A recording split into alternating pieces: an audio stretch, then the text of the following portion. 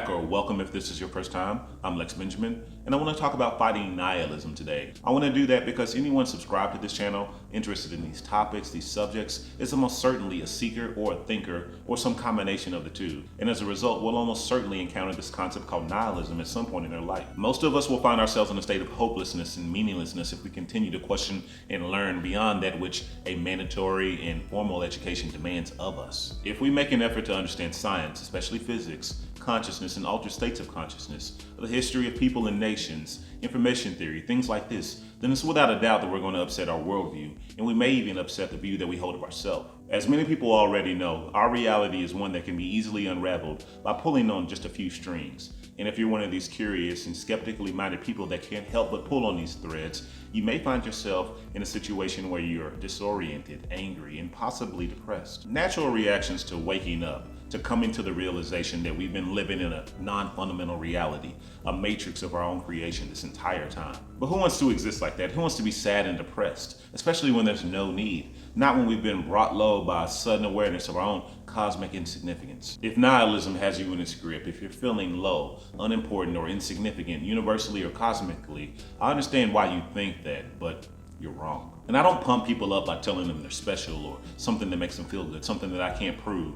Instead, I try to provide objective and accurate information so that you can wrap your intellect around the fact that a low and insignificant view of yourself is nonsense. Simply put, you can't be insignificant if you believe we're all sharing the same physical existence, the same reality, if you will. Why you can't be insignificant. When you're part of a larger system, there's no way for you to be negligible or dismissible, not relative to the system as a whole. If you were to be removed from the system, then the system itself would be irrevocably altered. It wouldn't be the same system, not technically, not accurately, and not absolutely. This is at a deep level of existence, clearly. We're talking quantum mechanics, universal wave functions, and information. But that's how most of us approach understanding. We reduce until we get to something solid and fundamental. And if we're looking for something beyond ourselves, then the deepest and most well understood level of physical existence isn't a bad starting point, in my opinion. When we think about the universe as a giant quantum mechanical system, we can think about us as individuals and everyone and everything we interact with as smaller subsystems. Every person, everything, every object, a locally defined yet non-distinct portion of a larger universal supersystem. The whole enchilada, as far as we know. Nothing separate, nothing distinct, not absolutely. We don't readily understand the interrelated and interconnected nature of everything in this universe because our lives are lived at a macroscopic level, not a quantum mechanical one. At our level, we see people being added and subtracted all the time through birth and death. Yet, our communities and our lives remain relatively unchanged, even when we lose a universally great person. This isn't true, of course, it's just that the impact of adding or subtracting an individual is more noticeable, more readily visible in a smaller system, like a family, than it would be in a larger system, like a society or a nation. Taking a cup of water from a bowl is effectively the same as taking a cup of water from the ocean.